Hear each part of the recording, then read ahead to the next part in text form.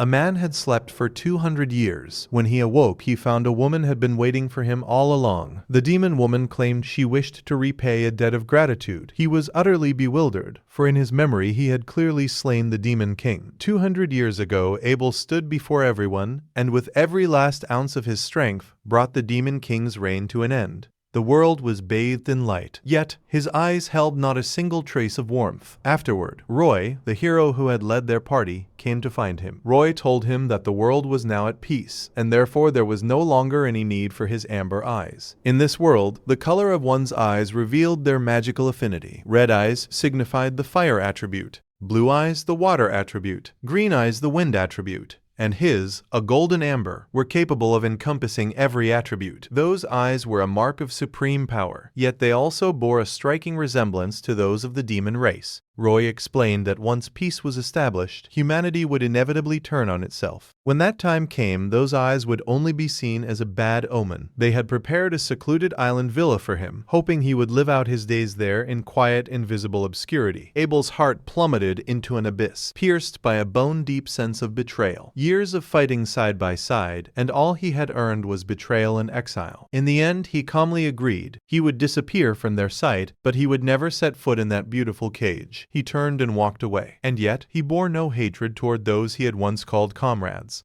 Hatred was reserved for the world, a world that had no place for a pair of amber eyes. In time, he withdrew deep into the mountains, dedicating his entire existence to forbidden research. For the first time in the history of civilization, he made reincarnation magic a reality. A single drop of potion fell upon the coffin, opening a passage toward the future. He longed to travel 200 years ahead. He believed it would be a new world, one that could accept amber eyes. He lay down calmly within the coffin and let his consciousness sink into the long darkness. Some unknown time later, a surge of power burst the lid open from within. He struggled upright and immediately sensed something strange about his body. Limbs were small and slight, clearly the body of a child. Having gone so long without use, his power was momentarily difficult to control. It seemed the reincarnation had succeeded. This was the world 200 years in the future. His soul had taken up residence in the vessel of a young child's form. After 200 years, no one would remember what he looked like anyway. Just then, a faint but unmistakable presence put him on immediate alert. It was the aura of the demon race, slowly drawing closer to the cave. Light footsteps. A woman, perhaps. How would she manage to slip past the barrier? Had the barrier truly deteriorated so much over 200 years?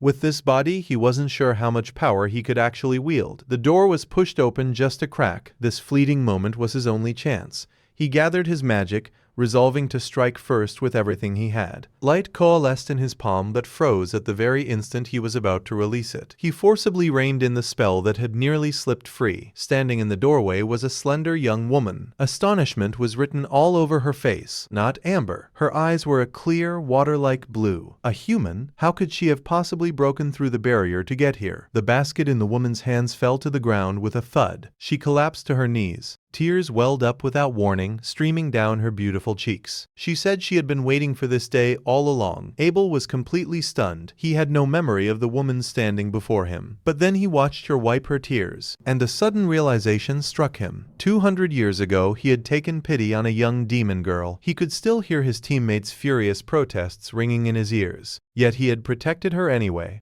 Back then, she had wiped her tears in exactly the same way. He couldn't help but note that her tearful nature hadn't changed a bit. So that little demon child had grown up after all. He spoke the name he had nearly forgotten, Lilith. Fresh tears rolled down her face, yet she smiled, confirming that she was indeed Lilith. She said she had spent over 100 years searching for him to repay the kindness he had shown her. Only after finally learning the location of his reincarnation resting place had she come here at last. When she stood, Abel realized he only came up to her chest. He smiled ruefully, realizing just how badly his barrier had weakened. But what concerned him more was this. Her eyes were no longer the amber he remembered. That had once been the color of her soul. Had she truly managed to abandon it? Lilith offered no explanation. Instead, she reached up and removed the disguise from her eyes. Two thin blue discs, and they had completely changed the color of her eyes. Her amber eyes were restored. She held up those two-colored contact lenses. Abel stood speechless, a wave of complicated emotions surging within him. In the past, countless lives had been swallowed by war over the color of their eyes. So much blood had been shed over something that two thin discs could now resolve. Lilith wrapped a warm scarf around him, pulling him from his thoughts. She had prepared a home nearby and intended to take him away from this frozen cavern. As they stepped out of the cave, a bitter wind swept across their faces. He gazed out at the distant village. He could only imagine how long she had been waiting for this day. The new home was filled with things he had never seen before. The glowing light bulb in particular filled him with curiosity.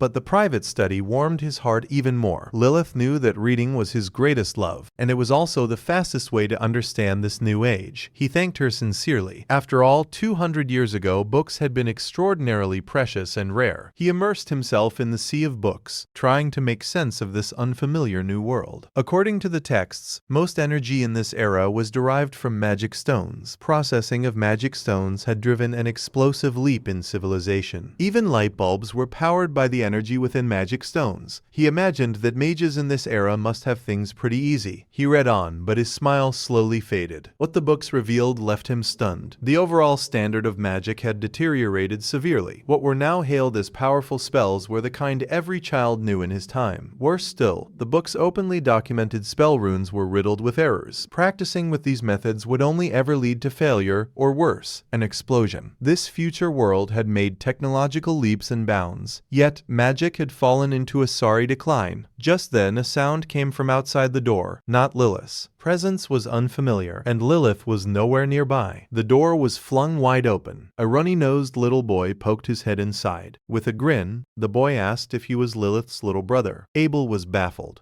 What on earth was this child talking about? The boy, who called himself Ted, declared with great self-importance that he intended to take Abel as his underling. Abel felt a wave of helpless resignation. Judging by the fine clothing, the boy was clearly of noble birth. He calmly declined the so-called honor, but the boy began to pester and whine, insisting loudly and persistently that Abel had no choice but to agree. Pushed past his limit, Abel decided to drive the boy off in the most direct way possible. He warned the boy not to get tangled up with him and deliberately let him get a clear look at the color of his eyes. The boy was indeed taken aback.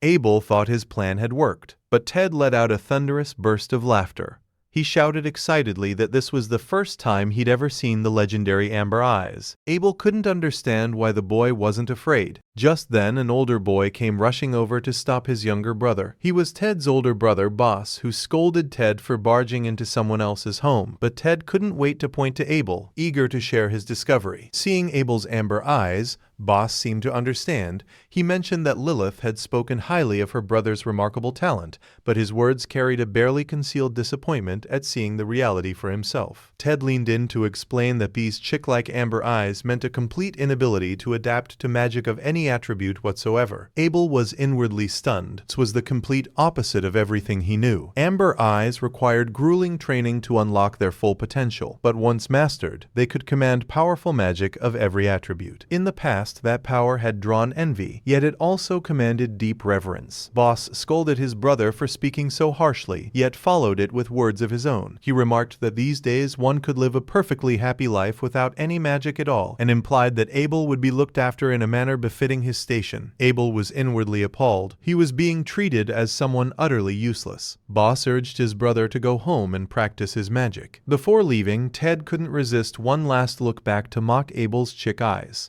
Abel stared at the door as it slammed shut and felt a wave of absurd helplessness wash over him. In that moment, he suddenly understood the history he had just been reading. The world had been at peace for a century. The demon race had faded into distant legend. The amber eyes that had once mirrored those of demons naturally no longer inspired fear. In a peaceful era where the general standard of magic had fallen into decline, eyes whose worth only revealed itself through years of hard training had become a laughingstock. From being persecuted in the past to being ridiculed in the present, the simple ordinary life he longed for seemed forever out of reach. Just then Lilith returned, pulling him from his thoughts. Seeing what she was wearing, Abel understood her occupation at a glance. Lilith gave a light twirl and asked if it suited her. Abel felt a slight warmth rise to his cheeks, and honestly replied that it did. Now his confusion was resolved as well. He understood why she had to conceal those amber eyes. Over 200 years, the status of amber eyes had been turned completely on its head. Lilith's expression grew sorrowful. She spoke of how the demon race had declined over those 200 years. Ever since the demon king was defeated by the heroes, the remnants of the demon race had been hunted down and wiped out by humans, and the standard of mages had visibly plummeted as well. He took up her words, lamenting that even the truth of the power hidden within amber eyes had been forgotten. Then he asked her something sudden, whether as a member of the demon race she harbored hatred toward humans and toward him. Lilith only gave a gentle smile and softly shook her head. She recalled how he had thrown himself into protecting her when she was little, wandering everywhere with her in tow. He had not only taught her magic but also how to survive among humans. She rose to her feet and with quiet but unwavering resolve voiced the feelings she had long kept hidden.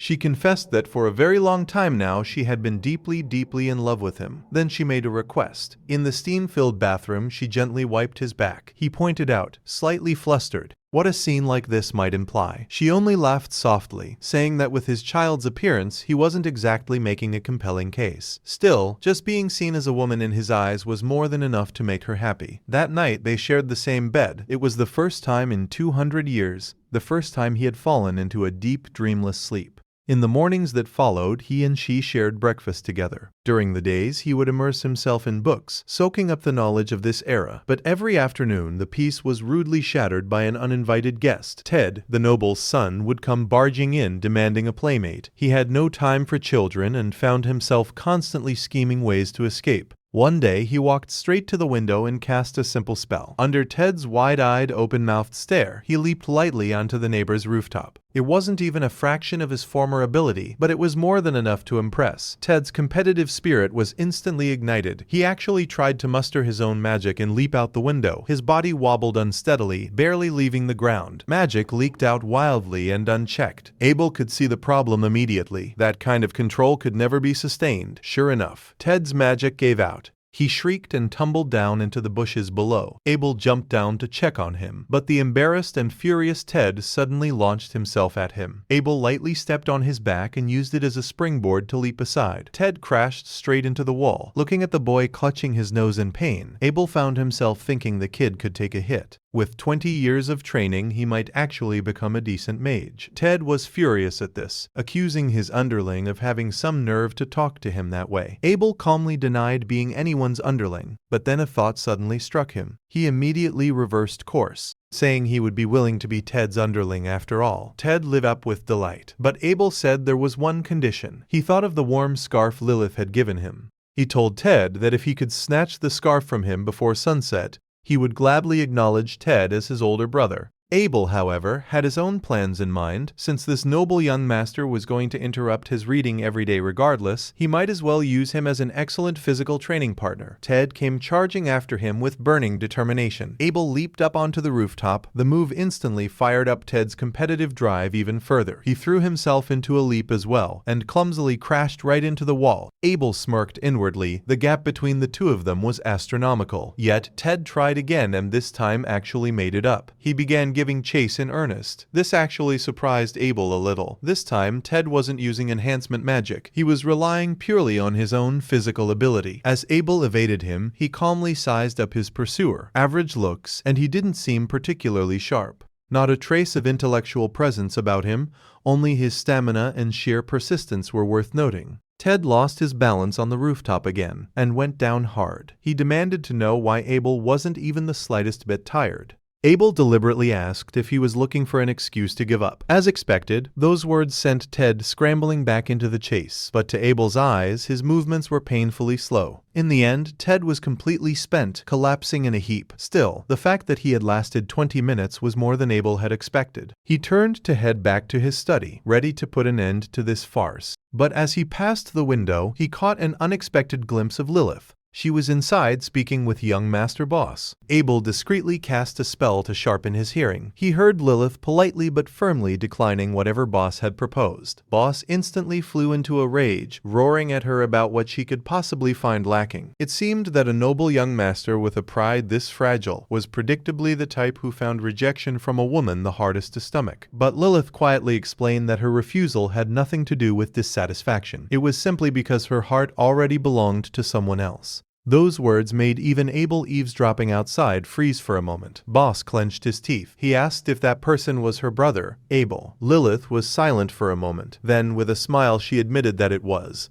Abel was completely stunned, a storm of emotion rising within him. Boss trembled with rage, hurling insults at her, calling her shameless to think she had fallen for her own brother. At the word shameless, Abel's gaze turned ice cold. After all, he was not Lilith's brother in the slightest, but the sibling cover was the most convenient disguise available to them for now. Boss's ugly words were certainly unpleasant to hear, but he had just been flatly rejected. That pitiful state of his made Abel decide to look the other way. From that day on, Ted became a constant little shadow trailing behind Abel. Playing with the young noble had somehow become a fixed part of his daily routine. After a few days of observation, Abel noticed something. Although Ted had blazing eyes suited to fire attribute magic, he lacked the complex reasoning needed to support high-level elemental spells. That instinctive talent for reading and constructing runes in an instant, he clearly didn't have it. Yet Abel also discovered a different kind of talent in him. When it came to physical enhancement magic, Ted had a remarkable natural intuition and aptitude. This kind of magic, one that required no reliance on logic, might be exactly right for him. Ted came charging at him again, brimming with excitement. Abel noticed that in just a few days, the kid had made tangible progress. At that moment, Boss spotted them through the window, his gaze fixed rigidly on the two figures on the rooftop. Abel effortlessly deflected Ted's reaching hand, casually remarking that his movements were too slow. Ted tumbled on the rooftop, skidding across the snow for quite a distance. He scrambled back to his feet, frustration all over his face, but his foot slipped and he lost his balance completely. He screamed as he plunged off the edge and hit the ground hard. Tears sprang from Ted's eyes in an instant. Abel leaped down at once, assessed the situation, and suspected a fracture. He began to cast healing magic, but at that moment, Boss came charging over, roaring. He shoved Abel away with full force. He knelt beside his brother, declaring that he would perform the recovery magic himself. Abel was a little surprised. Could someone without gray eyes perform healing magic? But the green magical light rising in Boss's hands made Abel's eyes sharpen. It looked convincing enough on the surface, yet Ted's cries of pain grew louder and louder.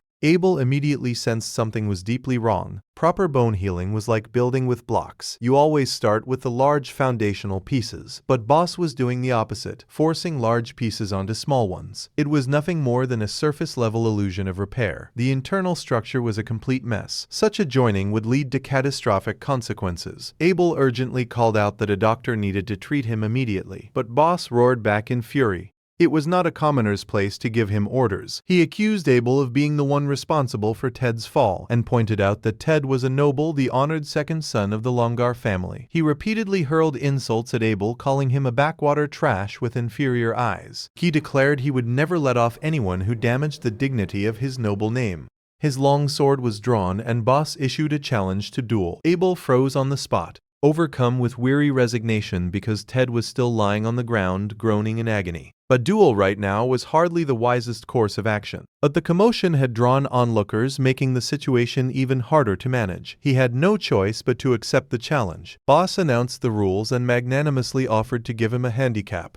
Abel declined his generosity. He just wanted this over with quickly. That dismissive indifference was the last straw for Boss's composure. He let out a furious cry and unleashed his prized finishing technique. A spell called Wind Cleave tore through the air with tremendous force. Abel stepped aside without effort. The attack split the great tree behind him clean in two. He quietly assessed it. The power was decent enough, but the casting speed was exceptionally fast. In the past, that kind of speed had been within reach of almost no one but him. Yet, the opponent before him clearly didn't possess that level of ability. The answer had to lie in that peculiarly designed sword. Boss sneered in triumph, asking if he had never seen a magic tool before. He boasted about the sword's power, claiming it could assist in constructing spells. Then he swung the sword again, launching another fierce assault. Abel caught a glimpse of the runes on the blade. Everything clicked into place at once.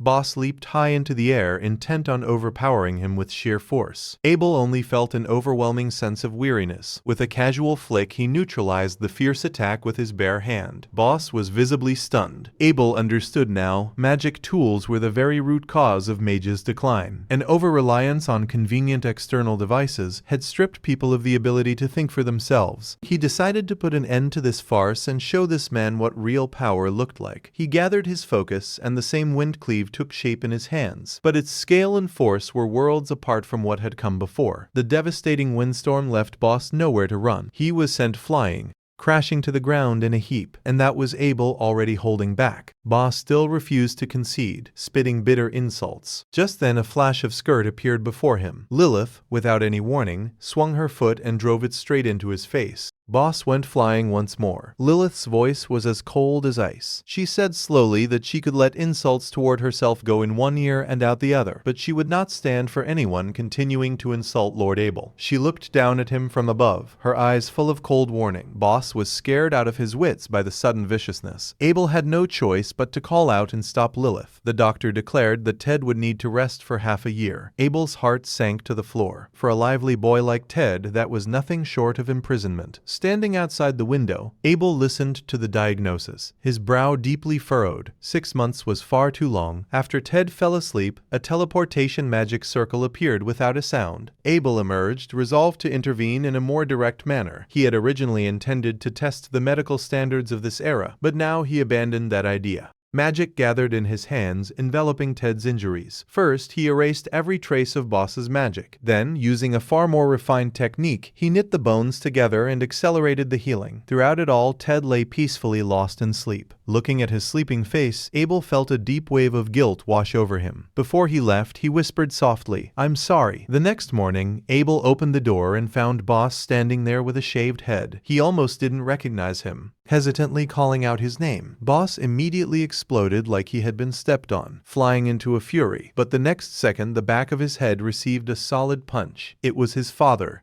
Ivan. He knelt on one knee and apologized for his son's foolish behavior. Boss couldn't understand why his father would bow to a mere commoner. He was nothing more than the younger brother of their maid. Those words earned him another punch from his father. Ivan finally revealed the truth. It wasn't that their family had hired Lilith. Quite the opposite. It was Lady Lilith who had been employing their entire family all along. Boss stood rooted to the spot, his entire worldview shattered. Abel at last understood. The question that had long puzzled him was finally answered. He had long wondered why Lilith, a high-ranking demon, kept such a low profile. It turned out to be the survival wisdom of the demon race living within human society, outwardly playing the role of an obedient servant while quietly and skillfully leveraging the power of the nobility behind the scenes. After that, Boss disappeared from town. Word had it he had gone to study at a top magic academy. Ivan gathered Ted close and told him of the past. When Ivan was young, he had been attacked by a monster in the forest. It was Lilith who had appeared like a divine being and saved his life. Afterward, she had supported him in many ways and taught him the knowledge of magic. Whatever their formal relationship, she was the benefactor and neighbor he deeply respected. He told Ted to get along well with that pair of siblings. Ted agreed with a grin. He had long since come to think of Abel as his closest friend. That afternoon, Ted slipped into Abel's study as usual, but this time he called out, "Master," with a beaming grin. Abel turned with a sigh, wondering what scheme the kid had cooked up this time. 2 years slipped by in a tumble of bickering and laughter. It was one of the rare stretches of leisure in his long life. Abel gradually grew familiar with this world 200 years in the future, and Ted, too, had shed his childishness. Magic had progressed with remarkable speed. He could now cast fire magic with real skill, and the power behind it was nothing to dismiss. Abel watched him with a smile of genuine approval. Ted then invited him to take the entrance exam with him tomorrow. The invitation gave Abel pause. He went to ask Lilith why someone who had already stood at the pinnacle 200 years ago needed to go to school now. But Lilith fired back. If he didn't attend the academy, how did he plan to make a living? He said he would become an adventurer just as he had before. But Lilith informed him that the profession of adventurer had been abolished for 10 years now. In a time of peace, it was a profession without a purpose. She pointed out that if he wanted to work in any magic-related field, formal education was a must.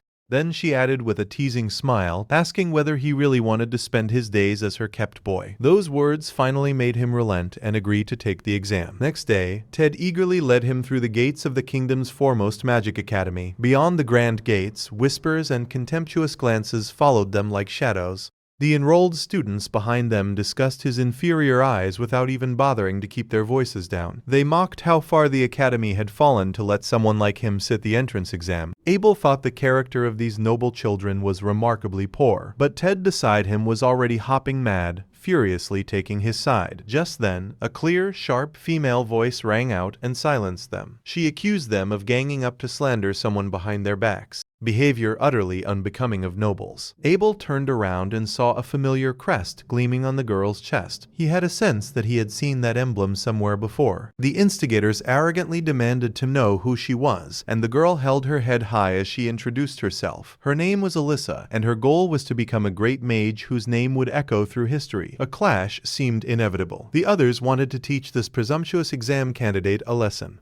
Alyssa simply stepped back in silence, and then a blade flashed. The sharp tip of her sword was pointed straight at them, the motion clean and swift. Abel noted inwardly that her swordsmanship was quite impressive. Alyssa told them coldly to get out of her sight. The instigators retreated in embarrassment, tossing out a threat to save face as they went. Abel felt he ought to thank her, so he called out to stop her. Alyssa didn't stop, so he reached out to hold her back, but she slapped his hand away with sharp force. Alyssa snapped at Abel that he was a mere commoner and had no business touching her. She made it clear she simply despised people who talked behind others' backs. She wasn't there to help a commoner. She turned and walked away, stating that she was only interested in people of true strength. Ted was once again infuriated by her arrogance. He shouted that she had no idea what real strength looked like. Abel, however, watched her retreating figure with a nagging feeling that he had seen that face somewhere before. Next came the written portion of the entrance exam. For Abel, the written exam was laughably easy until the final subject, magical engineering, where the difficulty suddenly spiked. That last question was clearly designed to prevent anyone from scoring perfectly. He thought for a moment, and a smile crept to the corner of his lips. What a laughably fitting coincidence, because the person who had derived that theorem was none other than himself 200 years ago. When the written exam concluded, everyone was led out to an open field. What awaited them next was a practical skills test on the use of magic tools.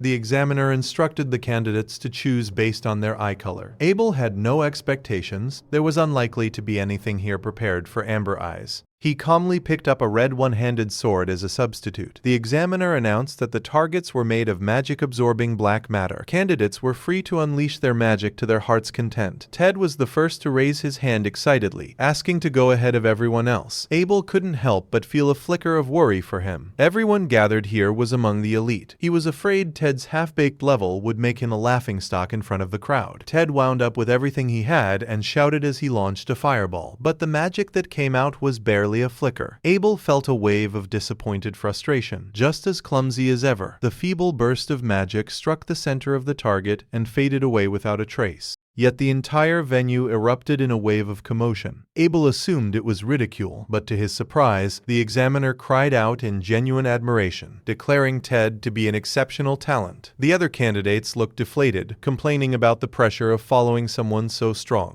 Abel couldn't believe it. This level was actually considered impressive here? The candidates who followed confirmed his suspicion. Their magic was even weaker, like a clumsy talent show performance. Targets sustained nothing more than a few scratches. When his turn came, the examiner's tone carried a note of hesitant concern. Abel felt a familiar wave of resignation. The examiner had clearly underestimated him because of his amber eyes, but Ted clapped him enthusiastically on the shoulder, urging him to show everyone what he was made of. That wholehearted, unconditional trust sent a warmth blooming through Abel's chest. He picked up the magic tool and stepped up to the starting position. Countless spectating eyes bored into his back, laced with whispering. They mocked his slow spell construction, fitting for someone with inferior eyes. Abel tuned them out, absorbed in thinking through an elegant combination. Since the target was made of dark matter, he might as well go big. He activated his spell, Fireball Type 2 Split. A torrential surge of magic erupted, rocketing skyward. Everyone stood slack-jawed, stunned by the sheer scale of it. Abel thought to himself, this was more than just big. The sphere of magic rose high into the air, fire, then came crashing down like a firework. As the onlookers stared on in disbelief, the target was completely swallowed whole. When the smoke cleared, all that remained was a terrifying crater in the ground. The entire exam hall fell dead silent, then exploded into an uproar far louder than before. Ted leaped into the air with excitement, cheering at the top of his lungs.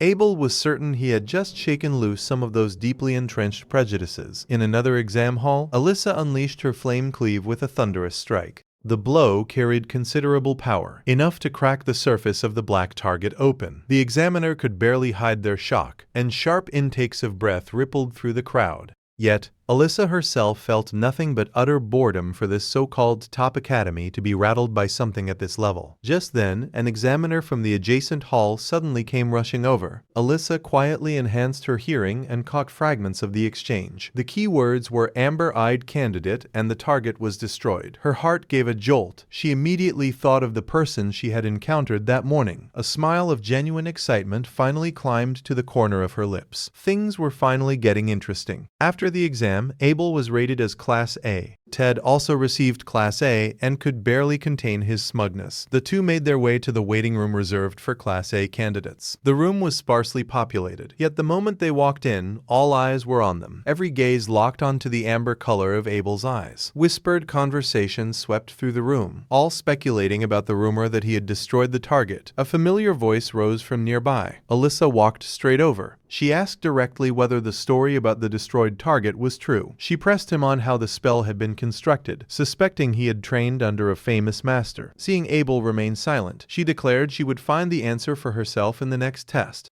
Examiner Phidia appeared at just the right moment, announcing the rules for the final assessment. The format was a simulated duel, simple and straightforward. Two candidates would face off, and whoever had their defense broken first would be the loser. Opponents would be matched by performance in the earlier rounds. The outcome was no surprise. Abel's opponent was Alyssa. On the dueling stage, Alyssa drew her sword in one fluid motion, telling him to bring out his weapon. Abel replied that he wasn't in the habit of relying on magic tools in a fight. Alyssa laughed, calling him old-fashioned. Without hesitation, she charged, swinging her sword with lightning ferocity. Abel silently acknowledged that her skills were impressive by the standards of this era. He didn't move, yet the moment the blade was about to make contact, he vanished. In an instant, he had appeared behind Alyssa with effortless composure. Alyssa spun around in shock, but the fighting spirit in her eyes burned even fiercer than before. She gathered her magic again, and flames more intense than ever blazed along the length of her blade. A second flame cleave came roaring out with even greater force. This time, Abel had no intention of simply dodging. With a lift of his hand,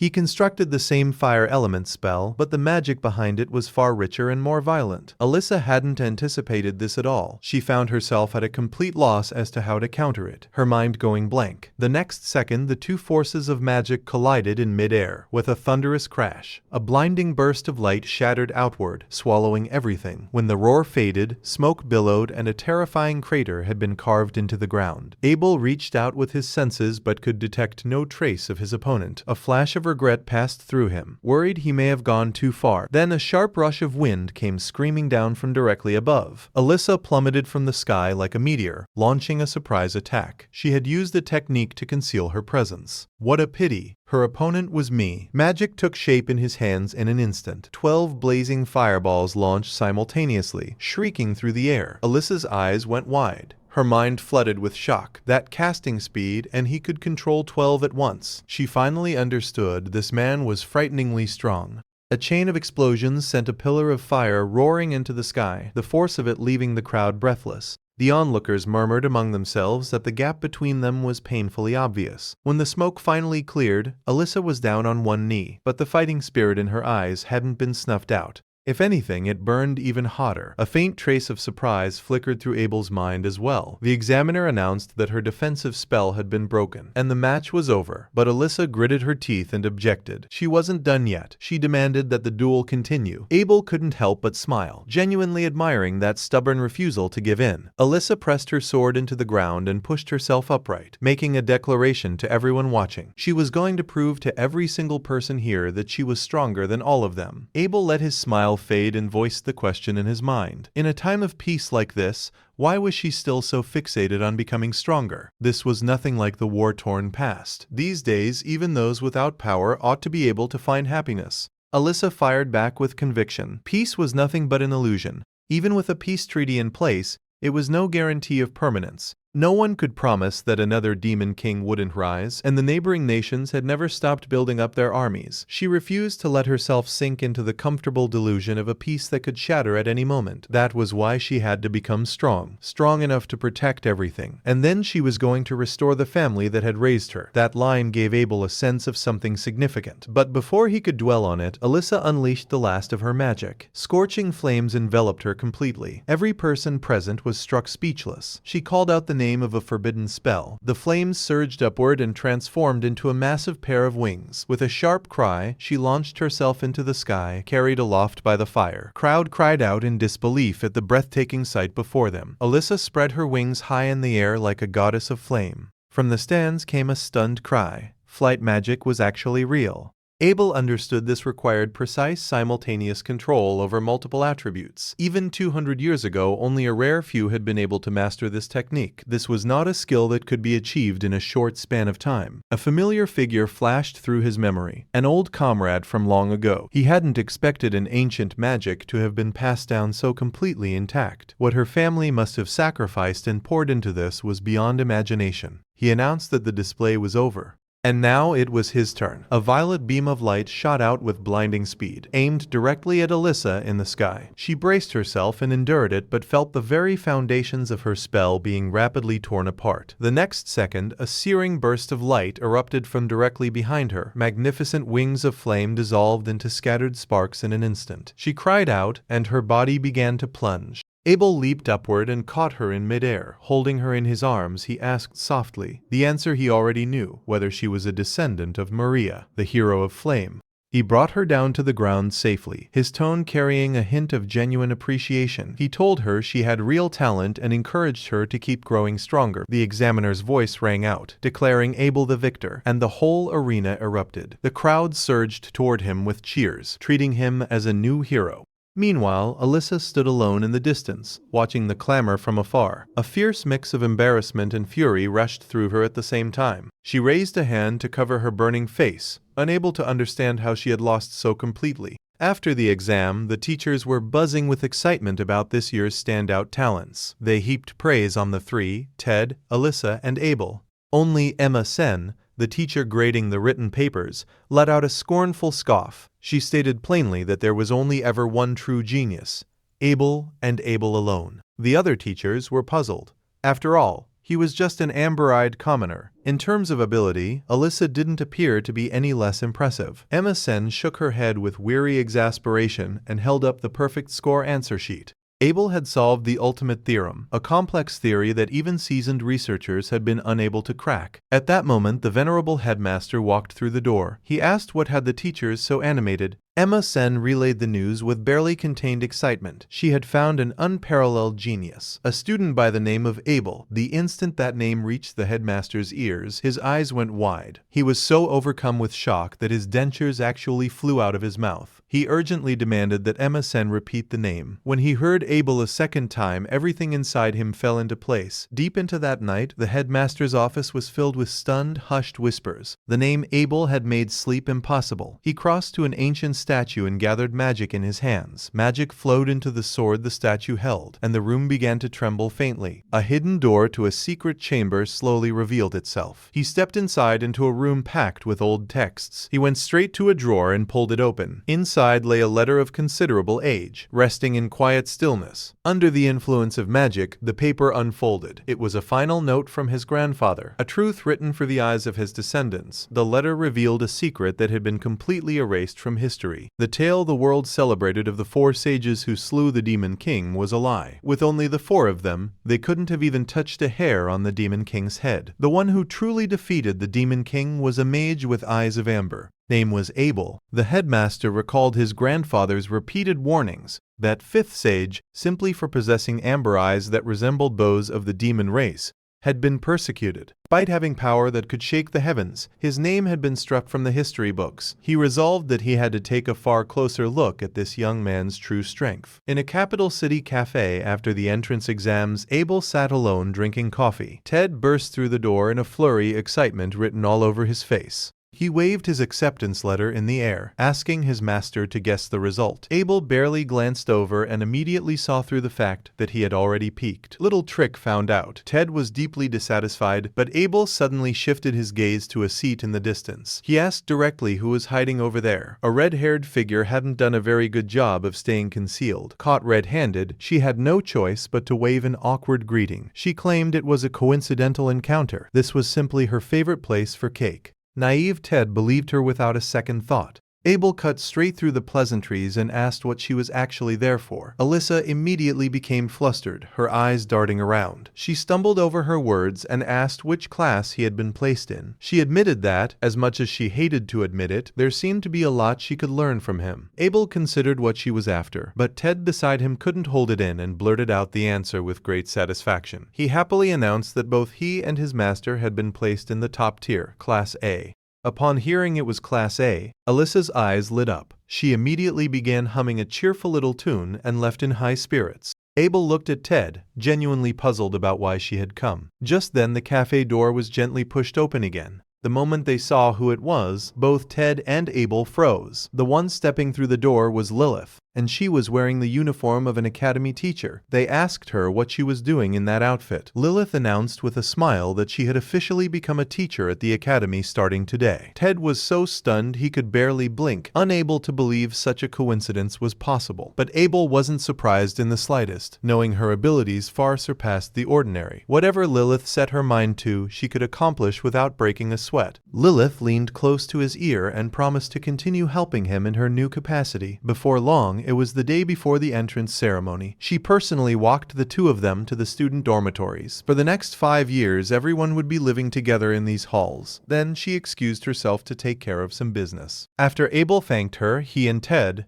weighed down by an absurd amount of luggage, made their way inside. In the common hall, they met teacher Phidia, who served as the dormitory supervisor. Abel recognized her as one of the examiners from the entrance exam. Phidia recognized them as well and handed over the official academy-issued uniforms. She reminded them that they were required to wear them whenever they left the grounds. Abel took the bag and immediately noticed something unusual about the uniform. He pointed out that a certain kind of magical inscription had been applied to it. Phidia explained they were inscriptions for anti-magic and stain resistance. Abel asked who had applied them, but the answer he received was vague and evasive. After collecting their keys, the two were assigned to adjacent rooms, but Abel couldn't stop thinking about that crude inscription on the uniform. Ted noticed something was off and asked what was wrong. Abel explained that the inscription work on the uniform was terribly done, a complete waste of good material. He decided on the spot to reapply the inscriptions himself and started by reworking Ted's uniform first. The moment Ted put it on, he felt light as a feather. Abel was satisfied with the result, too. Just as he was about to work on his own uniform, Ted announced that he was going to conduct bun diplomacy in his new uniform.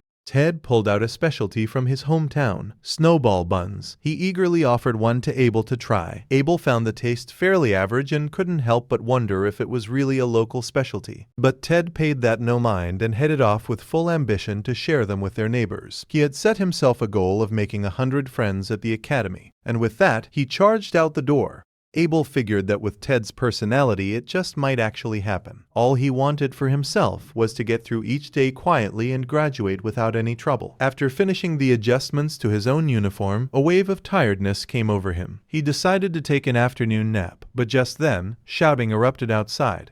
He opened his door to find Ted surrounded by a group of students. Ted's face was a picture of confusion and innocence. Abel suspected the bun diplomacy had run into some kind of trouble. One of them was screaming at Ted, demanding to know if he was mocking them. Ted hastily explained he only wanted to make friends and meant nothing by it. But another one hurled a nastier insult, calling him an invasive species, and sneered that they wouldn't be friends with something that came out of a gutter. Abel had heard enough. He knew they were referring to a type of fish that destroys its ecosystem. Ted kept his smile and held out the bun that represented his hometown, but the other person simply smacked it aside. The bun hit the ground and rolled into the dirt. Ted's expression went dim in an instant. Anger rose inside Abel. These people had no right to trample someone's goodwill like this. He was about to step forward but saw Ted quietly bend down to pick it up. Then another figure moved first. Alyssa stepped in and picked up the bun under the stunned gaze of everyone everyone present. She calmly took a bite and gave it a score of 70. The group immediately laughed, mocking her for having no class, picking food up off the ground. Those words set Alyssa's fury completely ablaze. Abel thought this isn't good.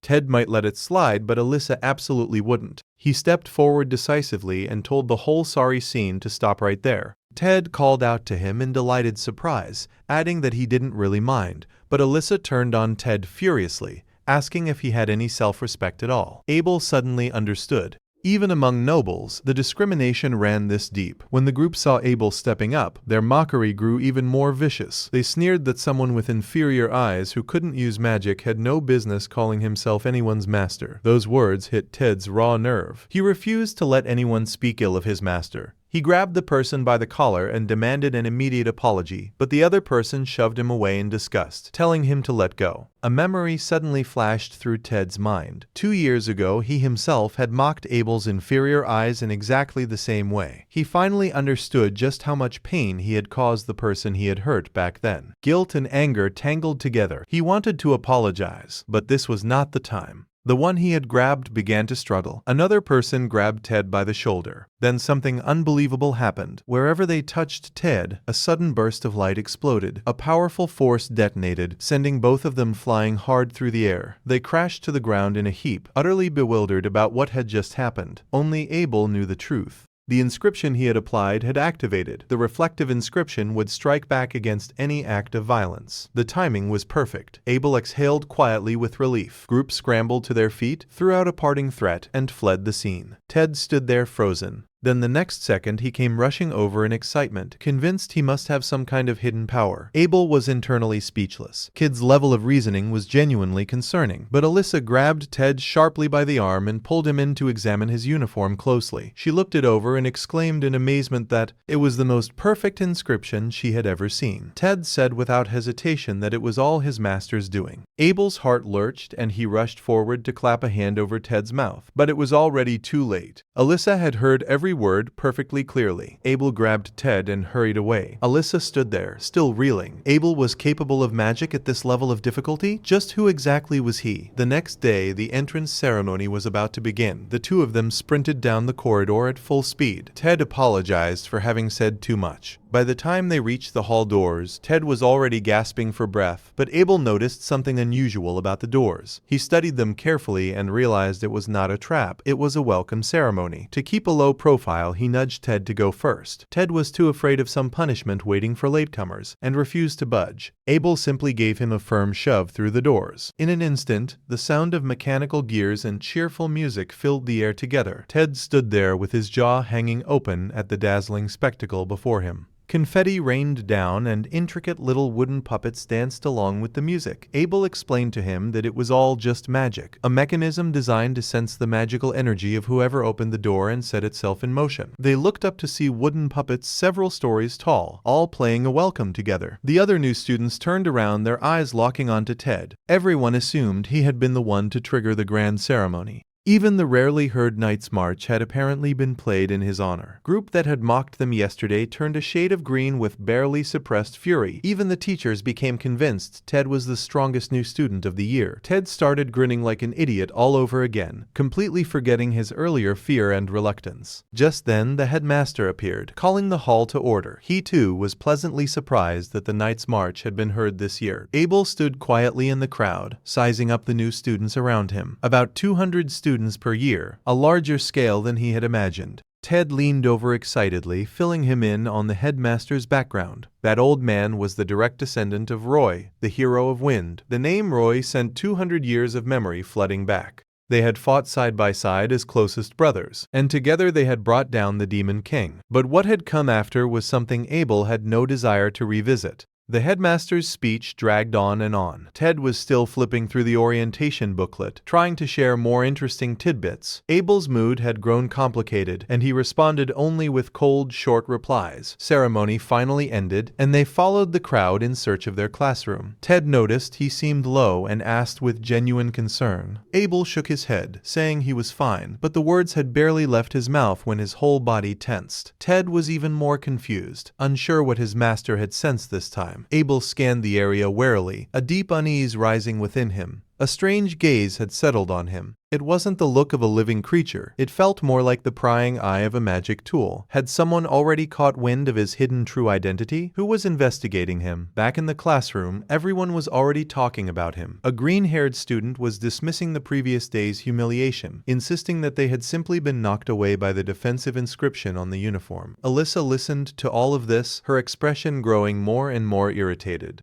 The door opened, and Ted and Abel walked in together. Nearly every pair of eyes in the room snapped to them in an instant. Ted could feel the strange atmosphere and fidgeted with discomfort. Abel, however, had long since grown accustomed to this level of scrutiny and whispered commentary. A few familiar faces from the day before were already shooting hostile glances their way. Just then, a man in slippers walked in. He dropped his books carelessly onto the lectern and ran a hand through his messy hair, but that alone sent a ripple of barely contained excitement through the room. Ted instantly lit up, recognizing who had just walked in. This was the most powerful mage of the current era. Abel recalled reading this man's papers. His abilities were genuinely worth acknowledging. Ted added that the difficult question on the written entrance exam had come from him. Abel understood now, but the man's unkempt appearance was somewhat unexpected. Teacher Emma Sen skipped roll call and launched straight into the lesson. Student boldly raised their hand, questioning whether he was too busy with research to bother teaching. Emma Sen didn't flinch,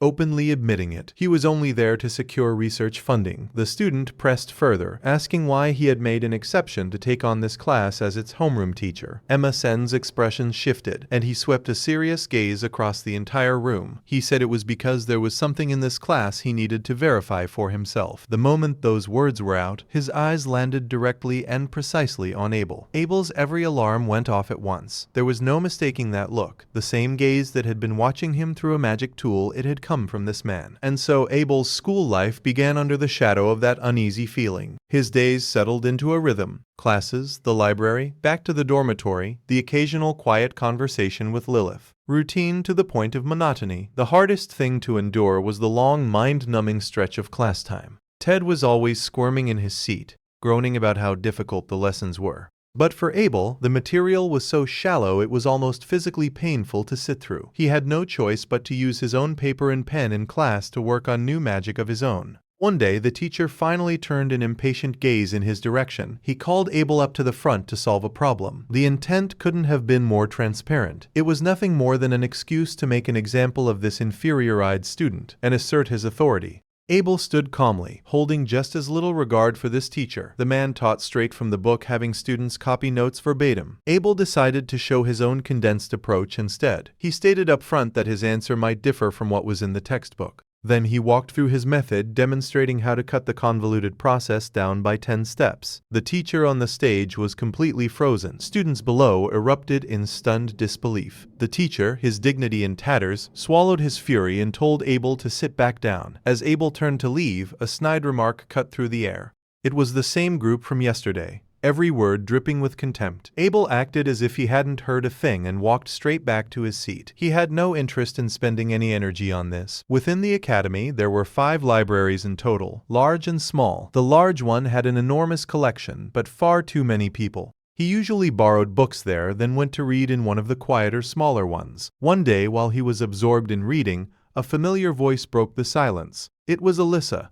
He was mildly surprised. He hadn't expected her to come to the library to study. She asked whether he had finished the day's coursework. He admitted honestly that he could finish those assignments before bed. After that, the two fell silent and each drifted back into their own books. Alyssa got stuck on a difficult problem and sat for a long time without writing a word. She was still debating whether to ask when Abel's voice came first. Without looking up from his book, he pinpointed exactly where her thinking had gone astray. Alyssa blinked in surprise, startled that he had been paying attention while reading. She followed his suggestion and tried again, and soon had the answer. Abel quietly noted to himself that her ability to grasp things was miles ahead of most people. When they left late that night, Alyssa thanked him for his guidance. She asked curiously whether he spent every day like this in the library. When he confirmed that he did, she couldn't help but suggest he go out and see the world a little. City life was full of excitement and new experiences, like the restaurant everyone was raving about, or the rare exotic fruit desserts. Abel immediately pointed out that every example she had given was food. She scrambled to add that there were were also second-hand bookshops to browse. That caught Abel's interest at once. Alyssa seized the moment and cautiously extended an invitation, wanting to thank him for his help.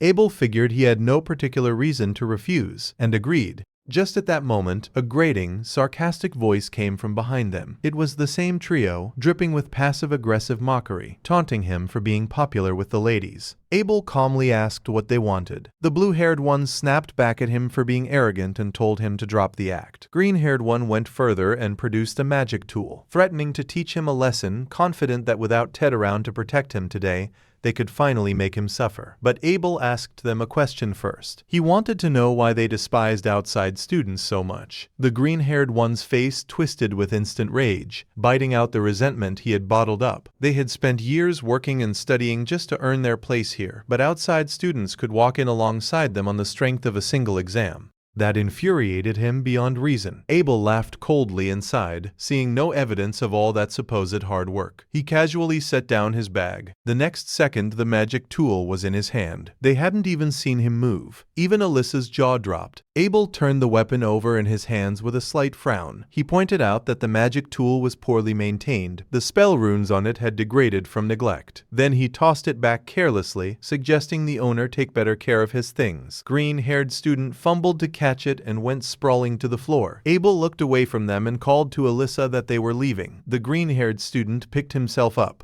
Shaking with rage, he swore viciously that tomorrow he would make the two of them regret it. The next day's PE class had Ted buzzing with excitement. Abel and Alyssa watched him with a mix of resignation and understanding. After all, this was a class they only had once a week. The excitement was understandable. Teacher Kaner announced that today's activity was magic ball combat. Everyone cheered. Ted asked curiously about the rules, and Alyssa didn't know them either. The teacher was about to explain when the green-haired student cut in smugly. He announced that they already knew all the rules by heart. Teacher Kaner smiled, his words carrying an unmistakable bias. He said that class always had to accommodate the ignorant students. The green-haired student shot a pointed look toward Abel's group. Alyssa was instantly furious, determined to teach them a lesson, but Ted cheerfully told her to relax. Having fun was what mattered most. Kaner began dividing them into teams. He called out names and had them gather accordingly. After the commotion died down, Abel's teammates assembled around him. Ted was still beaming about being on the same team as his master.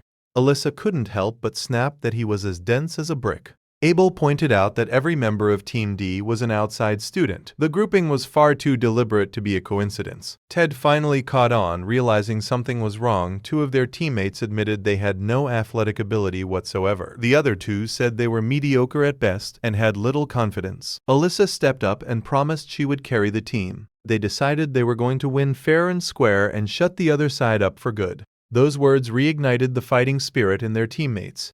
Abel alone remained wary. The other side was not playing clean. Sure enough, the green-haired student threw out another taunt as he walked past, and Teacher Kaner's face wore a smirk that didn't belong on someone neutral. Abel understood immediately.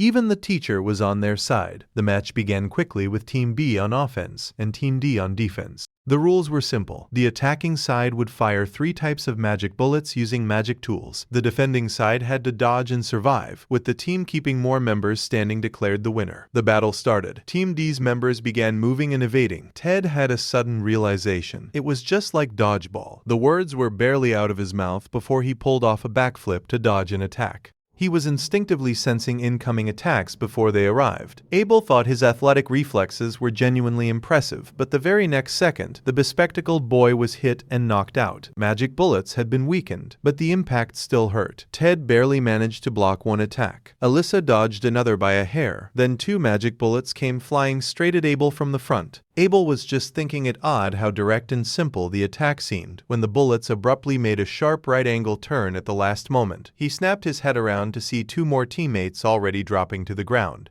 A single ambush had cost their team 2 members in an instant. Abel's heart sank completely, his alertness spiking to its peak. The attacking trio's faces broke into triumphant grins. Alyssa called out that the attack was an obvious violation of the rules. They had tampered with their no-attribute magic. The shooting gloves had been secretly fitted with runes designed to track targets. It was outright cheating, but the other side laughed it off, firing back that their opponents were just sore losers. One of them followed it up with a crude insult targeting Alyssa's body. body. That was enough to set Alyssa's fury completely ablaze. Abel immediately placed a hand on her shoulder and quietly told her to stay calm. He reminded her that verbal provocation was a standard tactic in a fight. Right now, they needed to stay focused and watch for attacks that could come from any direction. Alyssa's face flushed. His closeness flustered her more than she expected. The match continued in chaos. Abel kept his head cool and observed everything around him. He noticed something different about the black-haired girl named Yukari. Her athletic ability was nothing special, but she kept warning her teammates of incoming danger. A broad field of vision, calm under pressure, a scout who was being grossly underestimated. Abel thought, if only her passive personality could be improved, she might become an extraordinarily capable mage. Just then, 3 magic bullets came screaming in from a sharp angle. They slammed squarely into her back. Yukari cried out in pain and pitched forward to the ground. The ferocity of the strike shocked everyone who saw it. Abel frowned. The other side knew to neutralize the scout first, but the green-haired student burst out laughing, sneering at her to get out of the way. He fired again, aiming straight at Yukari as she struggled to push herself up. Another direct hit to her back. Yukari curled up in pain. Alyssa whirled around in outrage, demanding to know what they thought they were doing. But the green-haired student just shrugged it off, shouting that he was simply driving out the invasive species. Before the words had even fully left his mouth, a denser barrage of magic bullets rained down on Yukari. Dozens of hits landed on her frail back. Tears and the sweat of pain slid down her face together. Ted rushed over to shield her, and Alyssa stepped in front to argue with them. But the green-haired student taunted Alyssa for getting too full of herself. The moment Alyssa was distracted by the argument, an attack came from behind her. Caught completely off guard, she was hit by a magic bullet and stumbled to the ground. Abel sighed inwardly. Alyssa let her emotions get the better of her fart anymore and threw his hand up, protesting to the teacher on the sideline. He demanded the teacher rule on the unfair attack that had just happened. But before he could even finish, the same ambush found him too. Several magic bullets hit him in the back and put him flat on the ground. Abel rubbed his forehead helplessly. The one who had tried to help got taken out first.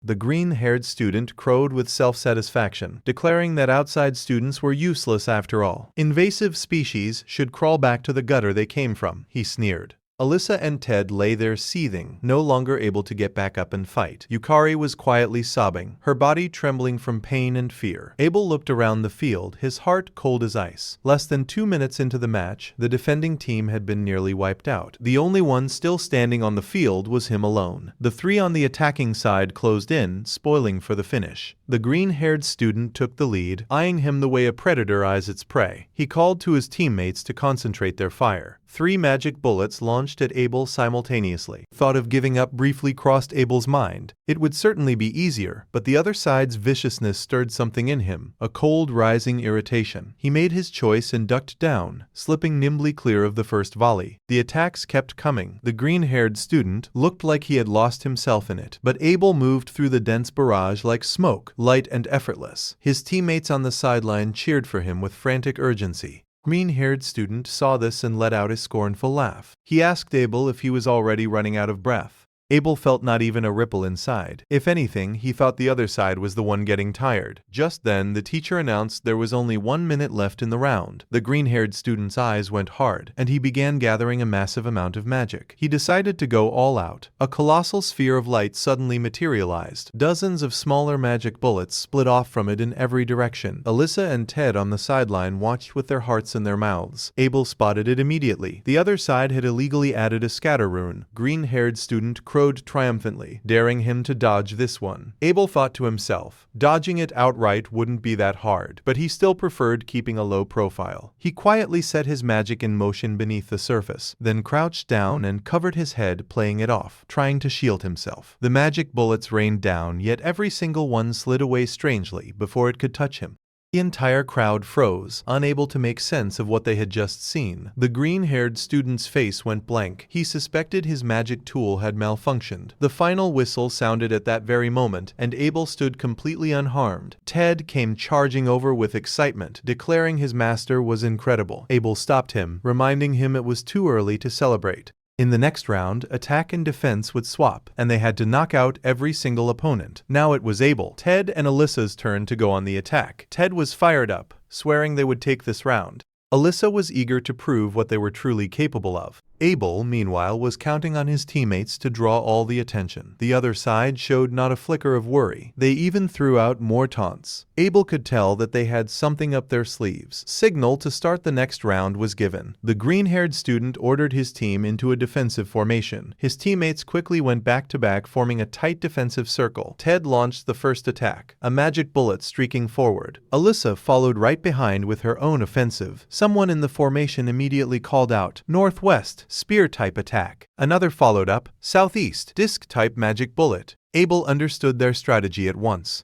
They had split the coverage between them, sharing information to eliminate any blind spots. It was a genuinely well-coordinated defensive formation. Ted looked flustered, turning to shout for help. Alyssa felt equally stuck, unsure how to break through. Abel had to acknowledge it. The other team's coordination was excellent, but they had still overlooked one thing. Abel called Ted over to his side. He told him that the finishing blow for this match was his to deliver. The two began talking in low voices, working out their final battle plan. A moment later, they looked up at the same time, eyes locked on their opponents. Ted, having heard the plan, raised his arm high above his head and began chanting an exaggerated, drawn-out incantation. The entire opposing team froze, baffled by whatever ritual he was performing. Even Abel found it a bit much.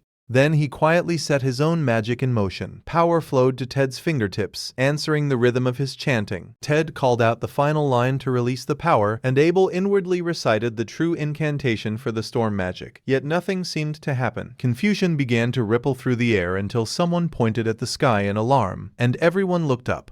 A massive ring of magical energy had already taken shape overhead. Countless magic bullets poured down from within it like a rainstorm. The opposing team had no time to react. They were buried in the bombardment instantly. They fell one after another. The field left in ruin. The green-haired student struggled and tried to get up, only to be put down again by a precisely aimed finishing shot. The PE teacher looked out at the students scattered across the ground, too stunned to speak. In the end, he had no choice but to clench his jaw and announce Abel's team the winner. Everyone burst into enthusiastic cheers, celebrating the comeback victory. Alyssa turned to Ted excitedly and asked why he had been hiding his strength before. Ted could only fumble awkwardly, insisting it had all been a coincidence. Noticing that all the attention had shifted to Ted, Abel let out a quiet breath of relief. Just then, the green-haired student swayed to his feet, his face written all over with bitterness and humiliation.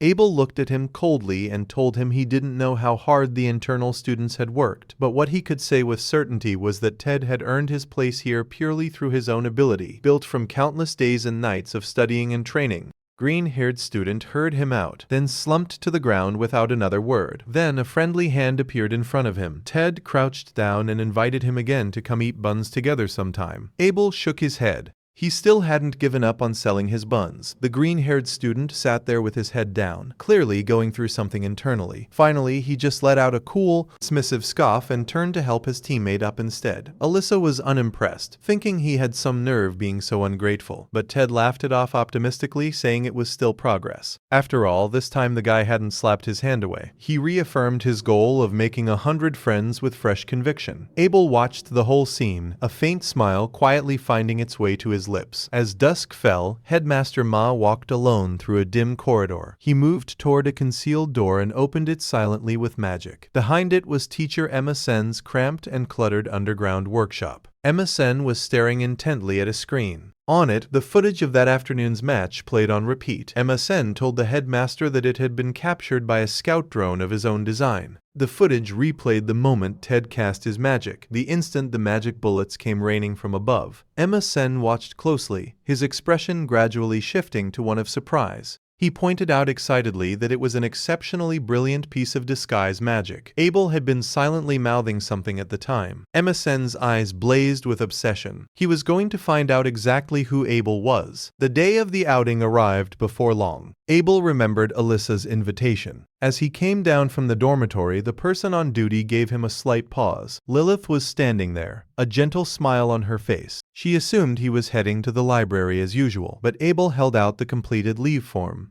Lilith's smile froze instantly on her face. She asked quietly whether he was going out with their classmate, Alyssa, because she had just received another leave form with nearly identical details. Abel didn't understand. Was there something wrong with that? Lilith bit her lip and forced the bitterness back down. In the end, she just shook her head and told him to have fun. completely missing the disappointment on her face. Just as he was about to push the door open, someone caught his sleeve. Lilith's eyes were lowered, her voice barely above a whisper. She asked if he could perhaps find time to take her out for a walk sometime too. Abel was a little surprised, but he agreed. Lilith immediately lifted her face and broke into a radiant, brilliant smile. The smile stirred something in Abel. He was reminded of how she had looked as a child. Even having lived through 200 years, she still showed that childlike expression every now and then. And just then, he suddenly recalled the earnest confession she had made 2 years ago. He supposed that was probably just the fond affection a child had for someone older. Out at the plaza,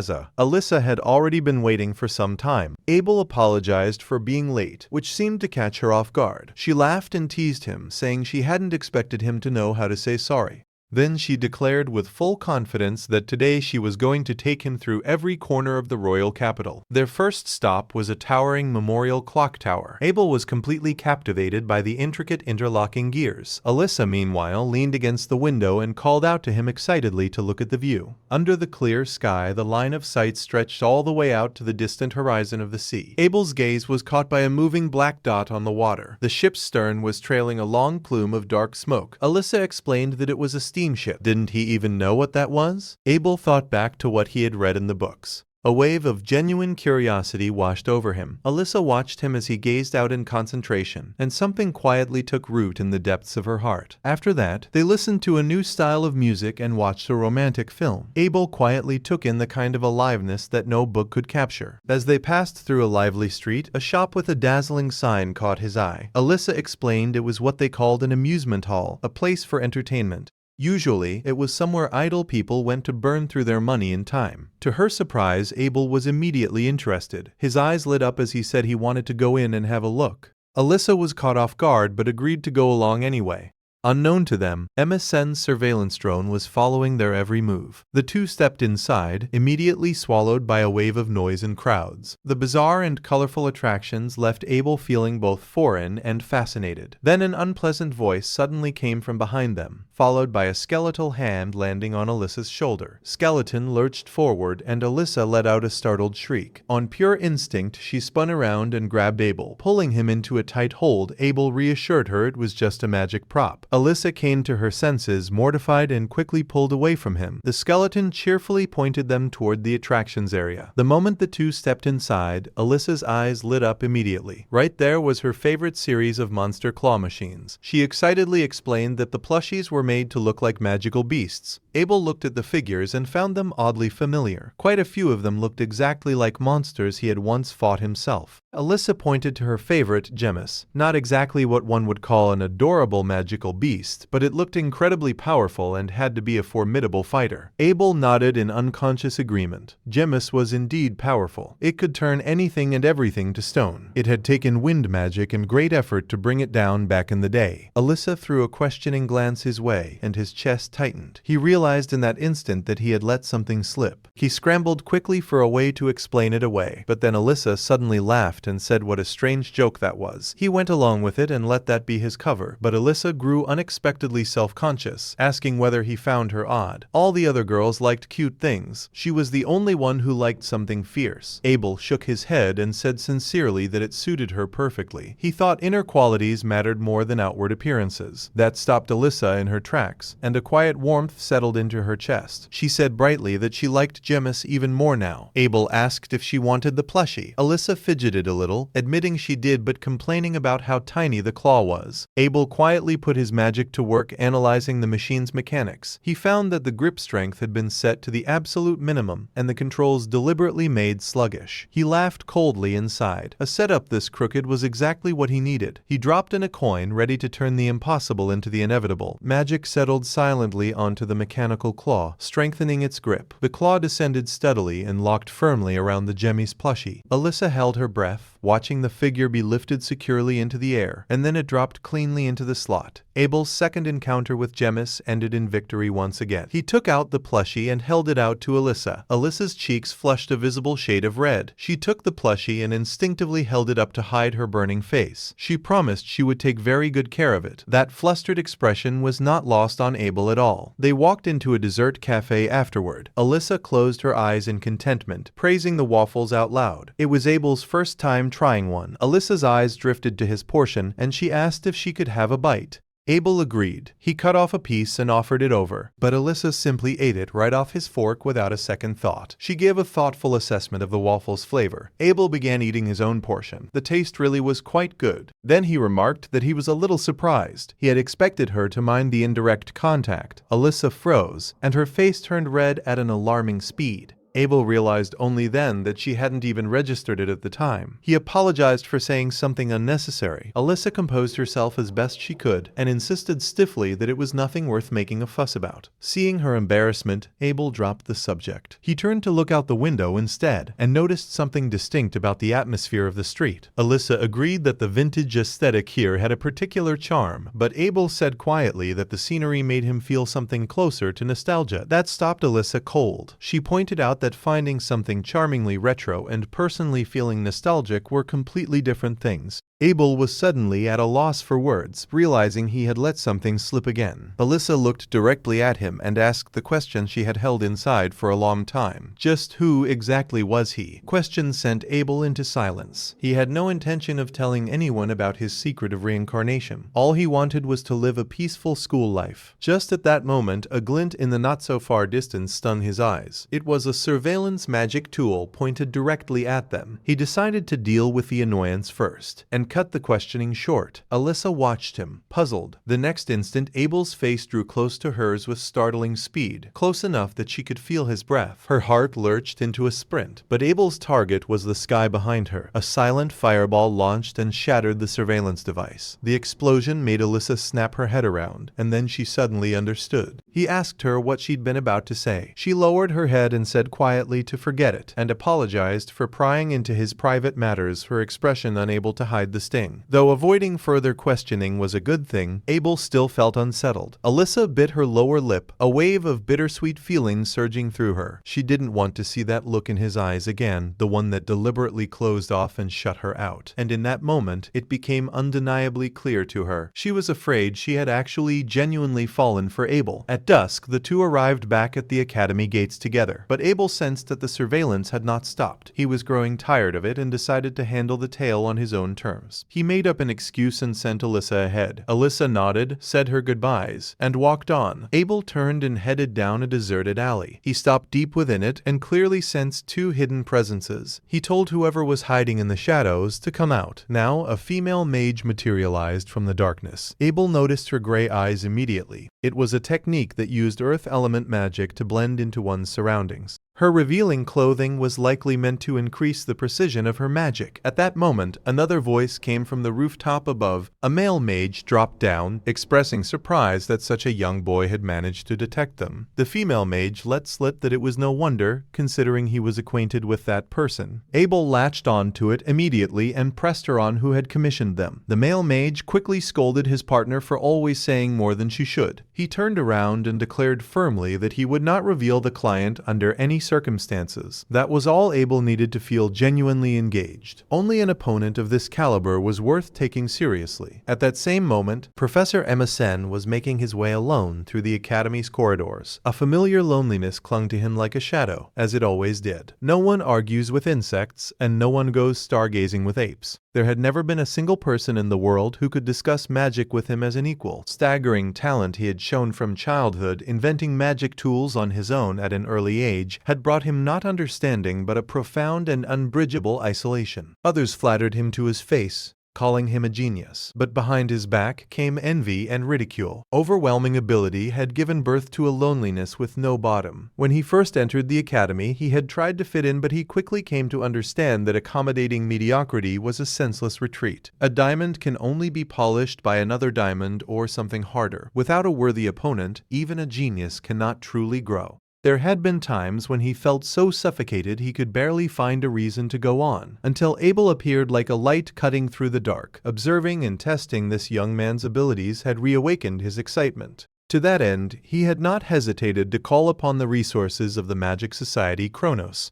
Those two skilled mages were his fellow members. To understand Abel, he was willing to use whatever means necessary. He pushed open the door to his workshop and froze instantly. Eyes going wide, Abel was sitting calmly in his chair drinking tea. The young man turned and greeted him, apologizing for the intrusion. MSN forced down his shock and asked how he had broken through the layers of barriers. The defensive magic he had laid down was far more than just 2 or 3 layers deep. Abel said those barriers were like tissue paper. MSN laughed it off awkwardly and praised him as impressive and full of surprises. But Abel cut through the pretense without another word. He told MSN that his associates had already told him everything. His demand was simple: stop all surveillance immediately. MSN stood there completely stunned, utterly unprepared to be exposed this fast. For Abel to have forced those two to talk, what kind of power must that have taken? He steadied himself and asked with a probing edge, "What if I refuse?" The words had barely left his mouth when a terrifying surge of magic enveloped him. Abel's eyes were ice cold, carrying the unmistakable weight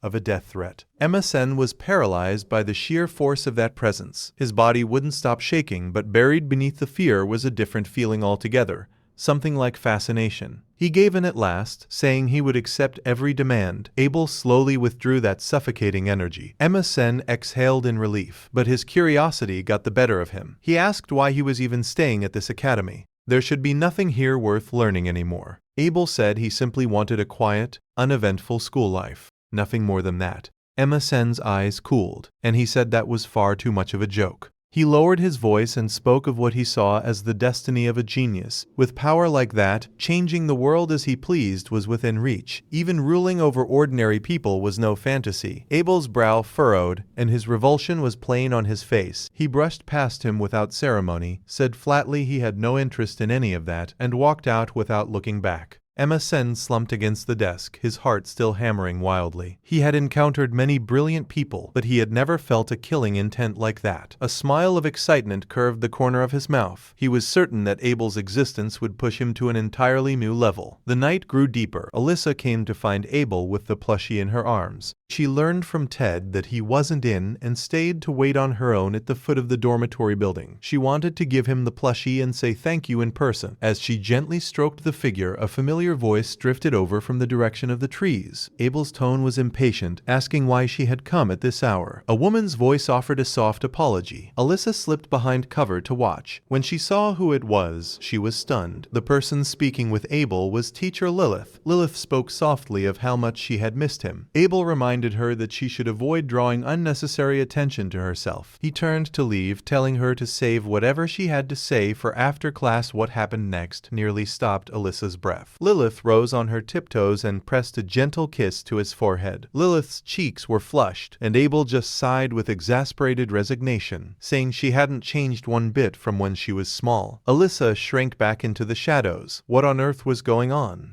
Next day, Alyssa sat in a cafe in a sullen mood. When Yukari arrived, she immediately sensed something was off. Alyssa, who never turned down a sweet, had only ordered a black coffee. Yukari leaned in with concern and asked if something was troubling her. Alyssa finally said in a low voice what she had witnessed. She had seen teacher Lilith kiss Abel on the forehead. She couldn't help but wonder if the two of them were together. Yukari blinked at that, then understood at once what was weighing on Alyssa's mind. She quickly smiled and reassured her that there was absolutely nothing to worry about, because Abel and teacher Lilith were actually siblings, older sister and younger brother. That piece of news had already made its way around the whole academy. Ted had confirmed it too. Alyssa found it hard to believe, but she still thought it was strange. Why would real siblings have to meet in secret and express their feeling? Through something like a kiss of all things? Yukari guessed that they were probably being careful because of the teacher-student dynamic between them, and that since they were simply very close, a kiss was just their way of showing affection.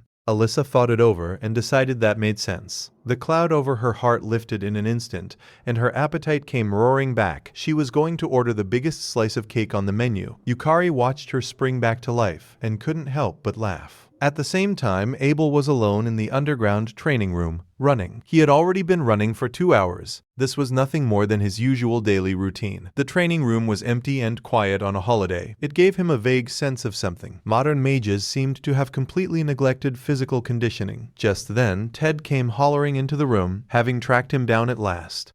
Abel felt a flicker of resignation. His peaceful retreat had been discovered. Ted excitedly asked whether he had decided which research club to join. Abel only then recalled having heard something about it during enrollment, but he admitted honestly that he had no interest in it whatsoever. Ted eagerly explained that research clubs were voluntary after-school groups. There had even been cases where club findings received national recognition. Abel was privately unimpressed. That was still just student-level work. He had learned through countless years of experience that researching magic was something that had to be done alone. Working with others, in his view, served little purpose, but Ted refused to let it go and kept insisting there might be something that would catch his interest.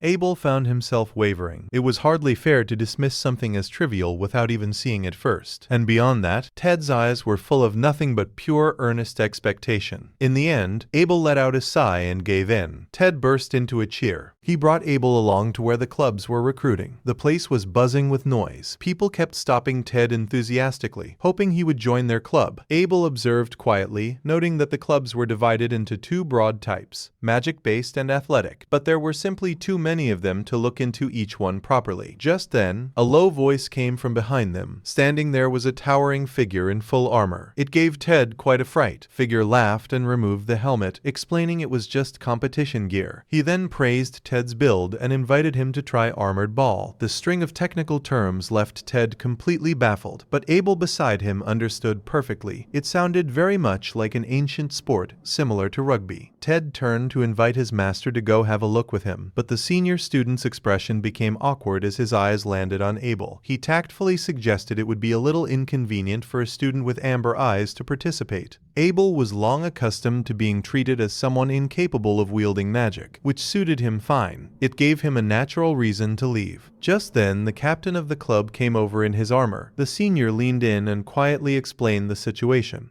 Upon hearing it, the captain burst out laughing without the slightest attempt to conceal it. He declared plainly that letting someone with inferior eyes join would drag the whole club's reputation through the mud. Abel sighed, wanting no part of any further confrontation. But Ted's brow had already furrowed tight. Abel gave Ted a light flick on the ear, signaling that it wasn't worth getting worked up over. He had no interest in ball sports anyway, so leaving was no loss. What he hadn't expected was that those words would accidentally ignite the captain's fury. The captain suddenly flew into a rage, announcing that being looked down on was the one thing he couldn't stand. Sheer hypocrisy of that left both Abel and Ted without words. Before anyone could respond, the captain grabbed the ball and came charging straight at Abel, shouting that he was about to show him this was far more than just ball sports. Abel ducked nimbly to the side and swept the captain's legs out from under him. The captain stumbled on one foot. The ball flew out of his arms and sailed into the air. He barely managed to steady himself, but the humiliation had consumed his last shred of reason, and so he charged at Abel a second time. Abel resigned himself. This wasn't going to end cleanly. He leaped lightly into the air and caught the falling ball with ease. From mid-air, he called out casually, "Ball's coming back to you." But he had quietly applied a material enhancement spell to it. The ball came down carrying a staggering amount of force and drove straight into the captain's face with a dull thud. Captain hit the ground hard. The sudden turn of events instantly drew every pair of eyes in the area. Abel realized he had gotten carried away once again. While everyone rushed toward the captain, Abel and Ted slipped quietly away from the crowd. They went on to visit many other clubs, but still couldn't find one that felt right. Ted, on the other hand, was welcomed everywhere. While Abel found himself thoroughly uninterested in all of them, he was on the verge of giving up when a burst of passionate chanting reached his ears. A group of people in black robes had gathered in a corner, calling loudly for a peaceful world.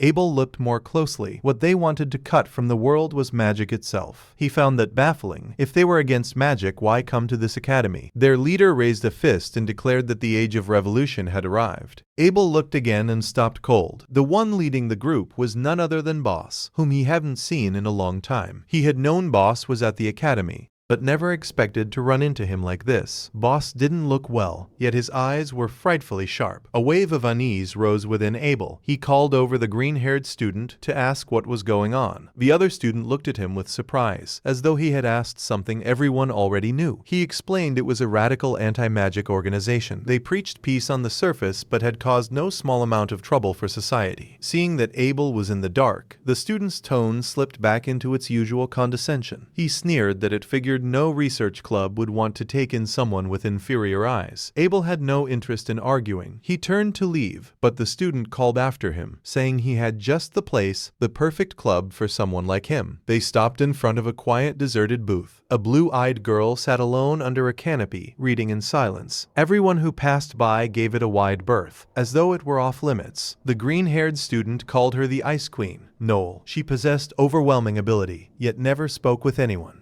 He said that in that way she and Abel were very much alike, both unfriendly outsiders. Perhaps they would get on well. With that, he turned and left. Abel observed her carefully. Those blue eyes were indeed the mark of water element magic. Her magic was noticeably stronger than that of the average student. The sign at the booth read, Ancient Magic Research Club. It carried an air of mystery. Abel lightly knocked on the table in front of her. Noel finally looked up and regarded him with cool indifference. Abel stated plainly that he was interested in ancient magic and wanted to hear more. Noel said nothing extra. She simply closed the thick book in her hands, then placed a square wooden box on the table and told him to open it first. Abel recognized the object immediately. It was a labyrinth circuit, a mysterious device used to test ability through the deciphering of complex runes. And this particular one, so finely made, had very likely been crafted by her own hand. Without another word, he ran his fingertips across the surface of the box and began analyzing the runes. Magic flowed precisely, guided by his will, along the one correct path. With a soft click, the lid sprang open. Noelle's eyes went wide instantly, her face written over with disbelief. Abel set the box down calmly and told her it was open. She took it back and examined it over and over, suspecting it had broken. After all, most people needed at least an hour to solve it. Abel offered no explanation and simply reminded her that she had made a promise. Noel studied him with a complicated expression, then finally relented.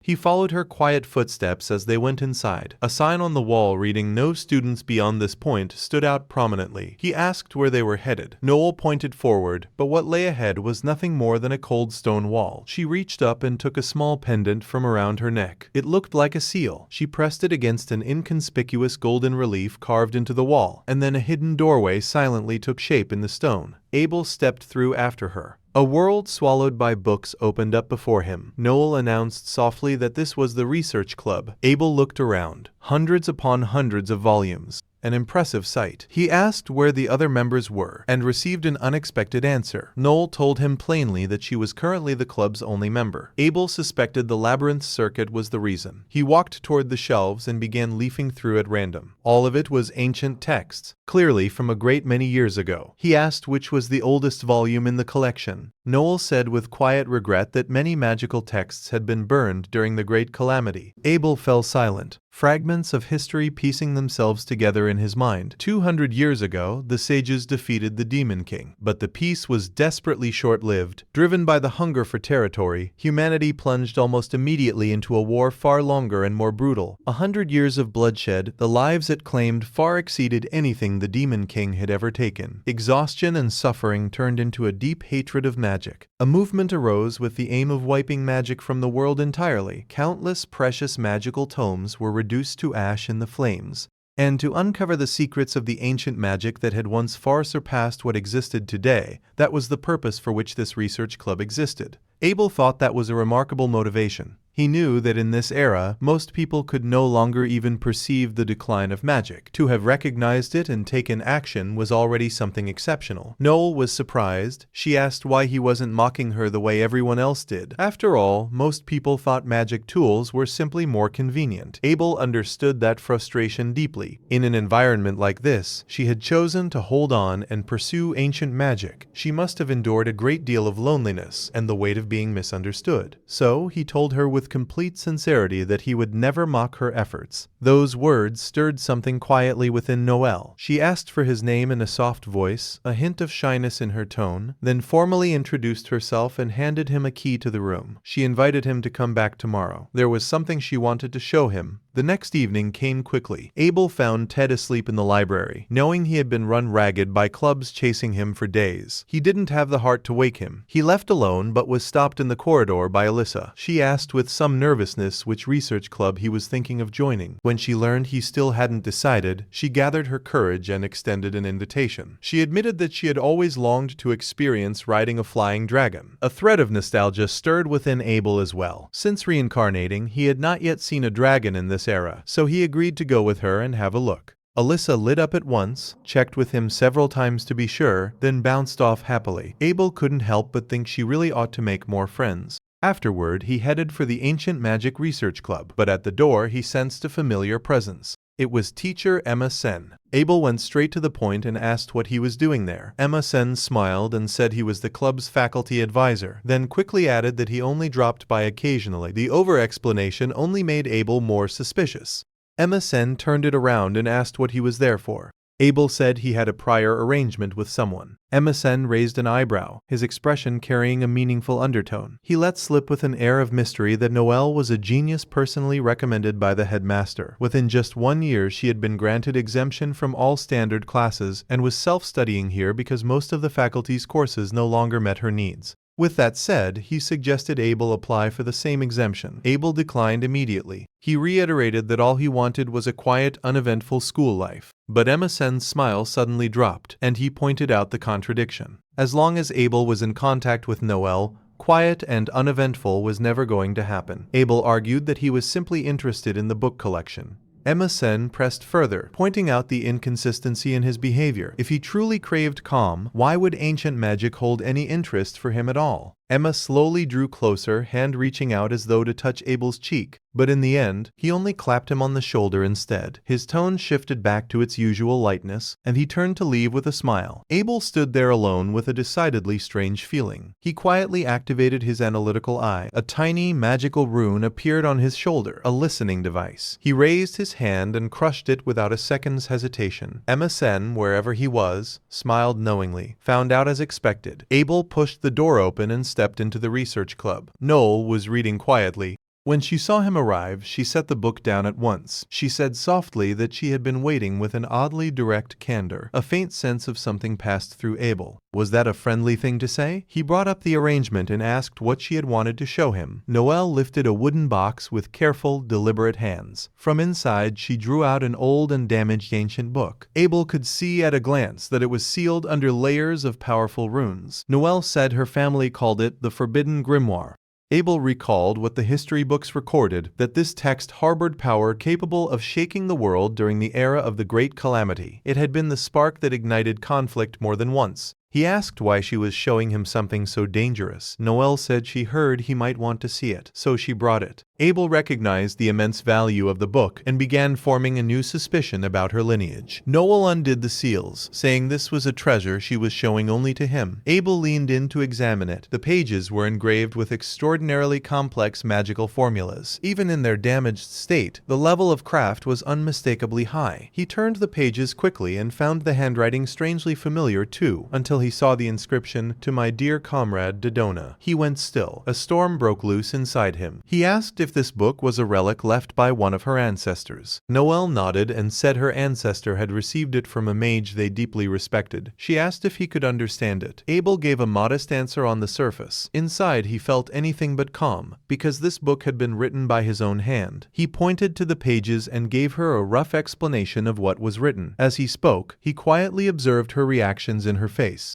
The line of her brow and eyes gradually overlapped with a face from long ago. He was certain now Noelle was a descendant of Dodona, the hero of water. Noelle listened with total absorption, pure delight spreading across her face. She begged him to tell her more of the book's secrets, but Abel already had plans. The following day he saw an opportunity and proposed a trade. If she would let him use this research room, he would come back in his spare time and continue reading the grimoire with her. Noelle accepted the terms and smiled with genuine happiness. The next day, Abel and Alyssa arrived at the dragon stables. A single voice welcomed them all with theatrical flair.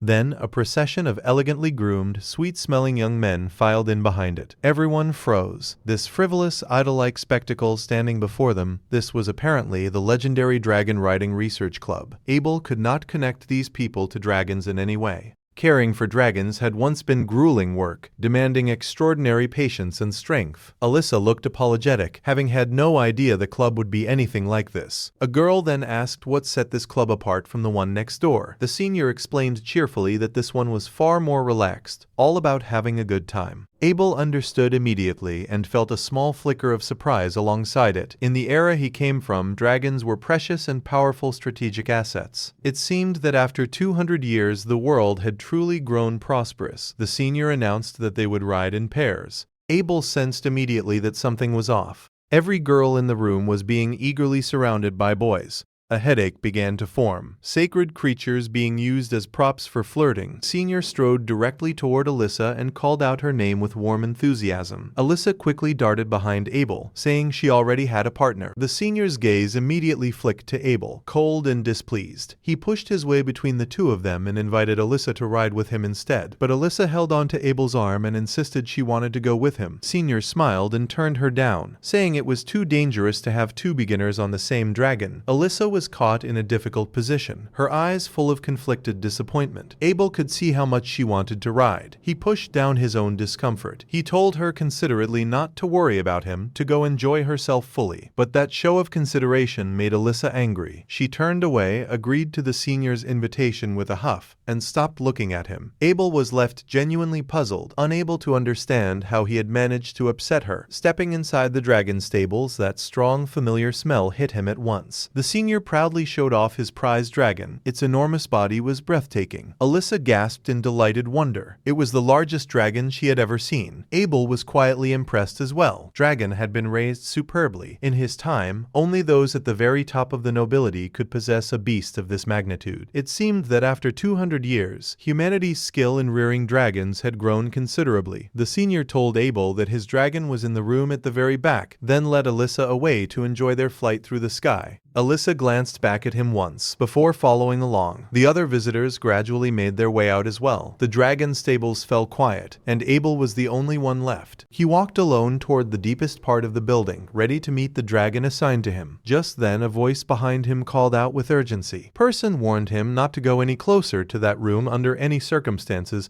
because the dragon inside, Reinhardt, had a particular hatred for humans. A small boy apologized for the abruptness and introduced himself as a junior handler who worked there. Abel said it was fine and that he simply wanted to meet the dragon quickly. The boy opened the door a crack and said seeing it firsthand would convey the danger better than words. Abel saw a massive red dragon, scars around its eyes, radiating arrogant authority. A rush of admiration rose in him immediately. This was a magnificent dragon. The boy explained that its name was Reinhardt and it was over 100 years old. It had once been a celebrated racing dragon, but after the death of its handler, it refused to submit to anyone. Most people advocated getting rid of it, but the boy had been firmly against it because the younger dragons held it in great reverence, and its presence helped keep the stable settled. Abel understood at once. Dragons only respected those with true strength. For an aged dragon to command this level of esteem, its power was not to be underestimated. It had perhaps simply grown tired of being driven by those unworthy of it, and chose to hide its strength. Abel called its name with a quiet gravity and extended his hand, signaling Reinhardt to look at him. The boy was alarmed at the sight and rushed to stop what looked like a suicidal gesture. Abel told him to stay still and say nothing. Reinhardt raised its proud head, eyes gleaming with a probing light. Abel read the wordless request within them and asked if it wanted to go for a flight. He gathered a concentrated spear of pure magic in his palm and held it out for the great dragon to see. Reinhardt narrowed its eyes and watched for a moment. Then, slowly, it lowered itself down. That act of submission left the boy utterly speechless. Abel said gently that it might consider giving the person before it a chance. Reinhardt glanced over at the boy, and for just a moment its gaze seemed to soften. The boy was overcome with emotion and asked urgently who Abel was. Abel said only that he was a student and that he was borrowing Reinhardt. Out in in the valley, several flying dragons were carrying students on a leisurely soaring flight. Senior brought Alyssa down to land on a quiet stretch of grass, looking down at the royal capital and the academy shrunken far below. Alyssa was struck with wonder. She found herself thinking that it would have been so much better if Abel were here beside her. The senior handed her a cup of tea with a smile that carried something barely hidden beneath it. Alyssa didn't suspect a thing, thanked him, and drank. But then the senior suddenly embraced her from behind. She startled and knocked the teacup over. She demanded sharply to know what he thought he was doing, and dealt him a sharp slap, fury burning through her. But the senior had the nerve to turn it around on her, claiming she had come here with ill intentions from the start. He then used filthy language to cast aspersions on her relationship with Abel. Alyssa's fury erupted completely. She summoned her magic, ready to fight back, but a violent wave of dizziness slammed into her. She fell helplessly to the ground and understood instantly that the tea had been drugged. The senior boasted smugly about his excellent marks in potion studies. He looked down at her, unable to resist anything, and let a smug smile cross his face. Alyssa could only lie there as he drew closer. At that very moment, Abel was already soaring above the valley on Reinhardt's back. He surveyed the valley below, only to find that most of the students were absorbed in their own romantic activities. His gaze swept across a patch of grass and stopped cold. Senior was closing in on Alyssa, who lay there struggling with no strength to resist. Alyssa's face was streaked with tears as she called Abel's name with everything she had. The senior sneered that the dragon he had lent to Abel was the most untamable one in the stables. He spat that a man with inferior eyes had probably already fallen to his death by now.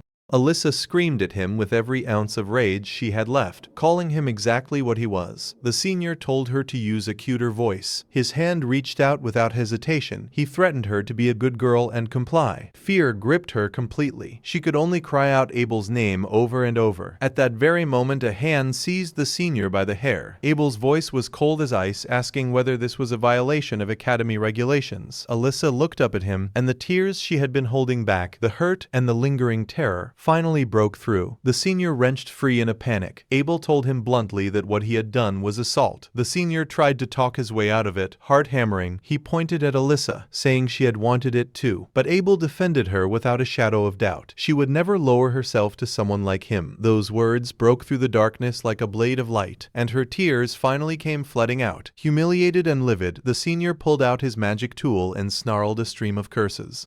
He screamed that he would reduce both of them to ash. A blazing firebolt came roaring toward them, but Reinhardt's broad wing deflected it effortlessly. Abel leaped lightly upward, reinforcing Reinhardt with a defensive enhancement spell. Reinhardt surged with energy, and a single beat of its wings shattered every attack in one go. Abel landed behind the senior like a ghost. The senior spun around in panic, but his hand was already locked in Abel's iron grip. A short incantation followed. The runes along the barrel of the magic tool went dark and dead. The senior pulled the trigger uselessly. Then, in desperate fury, he called his own flying dragon forward and ordered it to attack. The dragon named Holy Light hesitated for a moment before rising reluctantly. Just as it was preparing to dive, Reinhardt brought one massive foot down with a thunderous stomp. An invisible dragon's authority spread out from it, freezing both the senior and his dragon in place. Then came an even more astonishing sight. Reinhardt moved of its own accord, spreading its enormous wings. It wrapped them protectively around Abel, holding him close beneath. The warning and majesty in its gaze stripped Holy Light of all will to fight. Dragon even turned on its own target and grabbed its own panicking, screaming master. It took off without looking back, fleeing the sky entirely, regardless of the senior's frenzied shouts. The danger passed. Alyssa could no longer hold herself together and threw herself into Abel's arms. On the way back, she sat on Reinhardt's back and let a smile return to her face. Abel quietly breathed a sigh of relief, glad the awful memories hadn't been allowed to take root in her. He took the opportunity to glance around and check whether any other lowlifes were still down there. Then Alyssa suddenly called out loudly into his ear, wishing that time would just stop right here. But Abel's mind drifted somewhere else entirely, genuinely contemplating time magic, while Alyssa, leaning against his shoulder, was already drifting off to sleep.